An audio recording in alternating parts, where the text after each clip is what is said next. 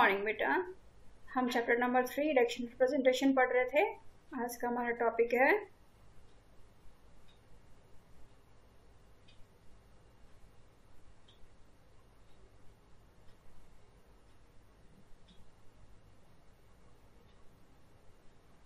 तो PR proportional representation. हमने कल पढ़ा था। इसमें हमने पढ़ा था कि जो इज़राइल है और इज़राइल में और आपका ये न्यूजीलैंड जो है, यहाँ पे प्रोपोर्शनल रिप्रेजेंटेशन सिस्टम यूज होता है और यहाँ पे पूरी कंट्री को एक ही कॉन्स्टिट्यूंसी माना जाता है और जितने परसेंट किसी पॉलिटिकल पार्टी को सीट मिली है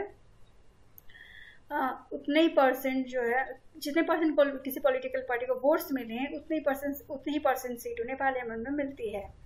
और हर पॉलिटिकल पार्टी का काम होता है कि इलेक्शन से पहले ही अपने कैंडिडेट की प्रेफरेंस लिस्ट जारी करता है और जितने परसेंट सीट्स उन्हें मिलेंगी, जितने परसेंट सीट्स उनके हिस्से आएंगे उतने ही जो।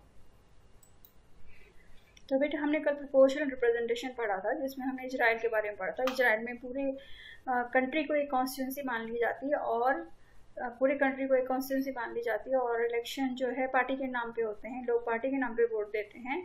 वोटिंग के बाद ये देखा जाता है कि हर पॉलिटिकल पार्टी को कितने कितने परसेंट वोट मिले हैं और उतने परसेंट सीट उन्हें मिल जाती है। पार्टी का काम है कि अपने प्रेफरेंस लिस्ट जारी करें। पार्टी का काम अपनी प्रेफरेंस लिस्ट जारी करना है और प्रेफरेंस में जितने परसेंट उसको वोट मिले उतने कैंडिडेट टॉप से चुन लिए जाते हैं। और तो दूसरी कंट्री है इजराइल और नीदरलैंड में इसी तरह की सिस्टम है। वहीं पे हमने देखा कि अर्जेंटीना और पुर्तगाल में ही प्रोपोर्शनल रिप्रेजेंटेशन है, पर वहाँ पर पूरी कंट्री को एक कॉन्स्टिट्यूंसी नहीं मानी गई है। वहाँ पर अर्जेंटीना और पुर्तगाल में अलग कंट्री को अलग अलग कॉन्स्टिट्यूंसी में डिवाइड कर दिया गया और हर कॉन्स्टिट्यूंसी से जो है एक से ज़्यादा कैंडिडेट जो है पार्लियामेंट में जा सकते हैं। ये कैसे जाएंगे? हर कॉन्स्टिट्यूंसी में जब वोटिंग होती है तो जिस पॉलिटिकल पार्टी को जितने परसेंट वोट उस कॉन्स्टिट्यूंसी से मिले हैं तो उसके उतने ही कैंडिडेट पार्लियामेंट में जाएंगे। तो हमने ये दोनों सिस्टम कल भी पढ़ लिया था बेटा। आज प्रोपोर्शनल रिप्रेजेंटेशन है, इजराइल को दोबारा पढ़ लेते हैं। Israel follows proportional representation systems of election to the legislature Knesset take place every 4 year। वहाँ का जो पार्लियामेंट है, वहाँ का जो लेजिस्लेचर है उसका नाम है Knesset और इसके लिए इलेक्शन हर 4 साल में होता है और अपने यहाँ हर 5 साल में इलेक्शन होता है। Every party declares a list of its candidate. तो स्टार्टिंग में काम है पार्टी के लिए, यही काम है कि सबसे पहले वो अपने कैंडिडेट की लिस्ट जारी करें। But voters vote for the party and not for the candidates. तो वहाँ पर जो वोटर्स हैं वो पार्टी के नाम पे वोट देंगे, कैंडिडेट्स के नाम पर वोट नहीं देंगे। A party gets seat in the legislature in proportion of the vote to the votes polled by it. This allows even smaller parties with very small support base to get representation in the legislature। अब इस system का फ़ायदा तो ये है कि इसमें वो पार्टी जिसको बहुत कम परसेंटेज वोट की मिले, बहुत कम परसेंटेज सीटें मिली, कम परसेंटेज वोट्स मिले, उन्हें भी लेजिस्लेचर में पार्लियामेंट में सीट मिल जाएगी। नुकसान यहाँ पर ये होता है कि वोट करने वाले जो वोटर्स हैं उन्हें ये नहीं पता होता कि उनका रिप्रेजेंटेटिव कौन बनेगा, उनका रिप्रेजेंटेटिव कौन जाएगा, क्योंकि पार्टी की जो प्रेफरेंस लिस्ट है उसमें से ही चुन लिए जाते हैं, प्रेफरेंस लिस्ट में से। तो एक्चुअली यहाँ पर पार्टी के नाम पर वोट दिए जाते हैं, कैंडिडेट के नाम पर नहीं दिए जाते हैं। यहाँ पर वोटर्स को ये नहीं पता होता कि उनका रिप्रेजेंटेटिव कौन है। और हमारी कंट्री में जब first past the post system चल रहा है तो हमें अपने रिप्रेजेंटेटिव का पता होता है। हम नॉर्मली पार्टी के नाम पर भी वोट दे देते हैं हम लोग कई बार, और हम कैंडिडेट के नाम पर भी वोट दे देते हैं। दोनों ही अपने यहाँ पॉसिबल है। अब यहाँ पर देखिए, a party must get a minimum of 1.5% of its in order to be eligible to get seat in legislature. अगर किसी भी पार्टी को लेजिस्लेचर में पार्लियामेंट में सीट लेनी है तो कम से कम 1.5% वोट से मिलने ही चाहिए। अगर इससे कम 1.5% से अगर उससे कम वोट मिले हैं तो उस पार्टी को लेजिस्लेचर में पार्लियामेंट में रिप्रेजेंटेशन नहीं मिलेगा। This often leads to the multi party coalition government, और यहाँ पर मल्टी पार्टी कोलिशन गवर्नमेंट बन सकती है क्योंकि सीट्स 50% से ज़्यादा अगर नहीं मिल रही है, तो अगर किसी पॉलिटिकल पार्टी को 50% से ज़्यादा सीट्स नहीं मिल रही है, तो ऐसे में फिर सरकार बनाने के लिए, गवर्नमेंट बनाने के लिए कोलिशन गवर्नमेंट, गठबंधन सरकार बनानी पड़ेगी. This follows table shows the results of the 2003 elections to the Knesset. Based on this, you can find out what percentage of votes various parties got in the election.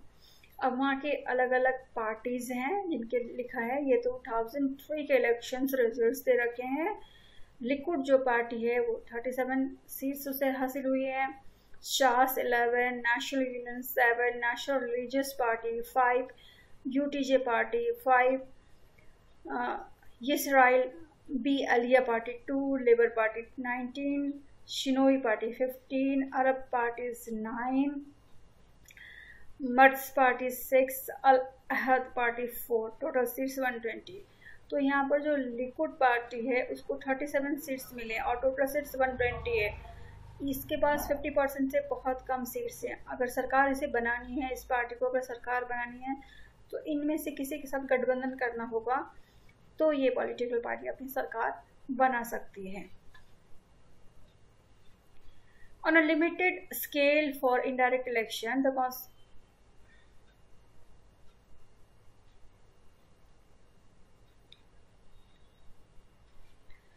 the seats in the constituency are distributed on the basis of votes polled by the party. Thus, representatives from a constituency would and do belongs to different parties. In India, we have adopted PR system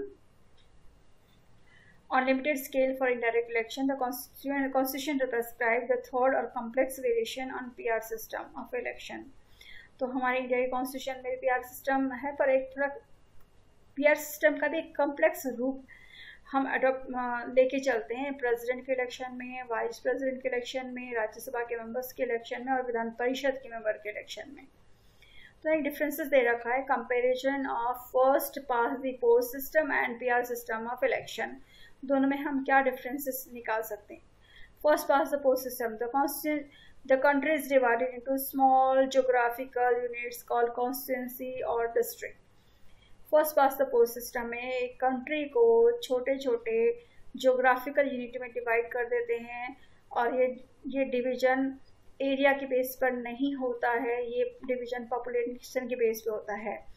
अगर हम देखते हैं कि हमारा जो चांदनी चौक है वो भी एक कॉन्स्टिट्यूंसी है, वहीं लद्दाख भी एक कॉन्स्टिट्यूंसी है. लद्दाख में का एरिया बड़ा है, चांदनी चौक का एरिया छोटा है, पर पॉपुलेशन के अकॉर्डिंग जो है कॉन्स्टिट्यूंसी बनाई जाती है, एरिया के अकॉर्डिंग नहीं बनाई जाती है.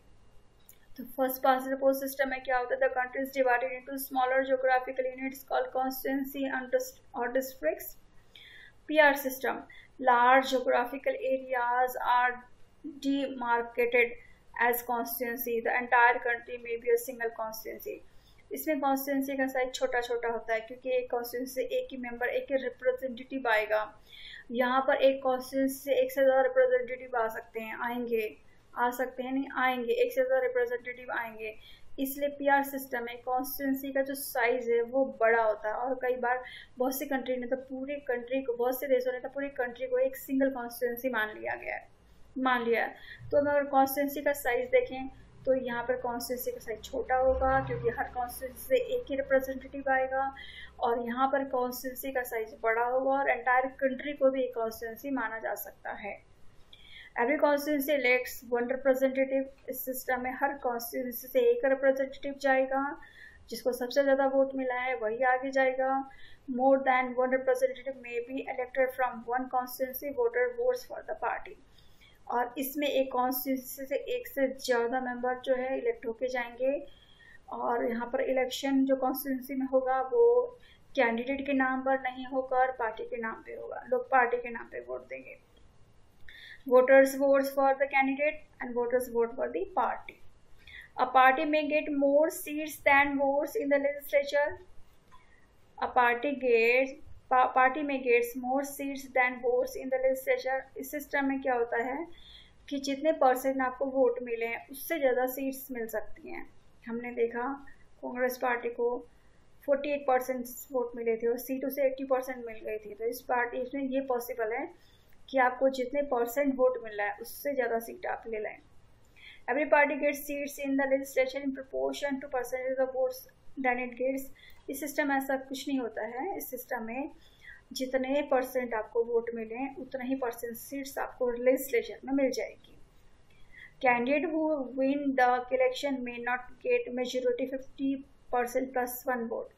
इसमें जो first pass the post system है, जो कैंडिडेट जिस कैंडिडेट की जीत होती है उसके लिए ये जरूरी बिल्कुल भी नहीं है वो 50% प्लस 1 वोट उसे मिले। यानी कि एज कैंडिडेट को जीतने के लिए ऐसा कुछ जरूरी नहीं कि 50% से ज़्यादा वोट उसे मिले। Candidate who win the election gets majority of votes. यहाँ पर कैंडिडेट जिसने इलेक्शन जीता है उसको वोट्स की मेजोरिटी में वोट्स मिले हुए होते हैं। एग्जाम्पल यूके इंडिया हमने ये first pass the post system Britain की कॉन्स्टिट्यूशन से अडॉप्ट लिया है।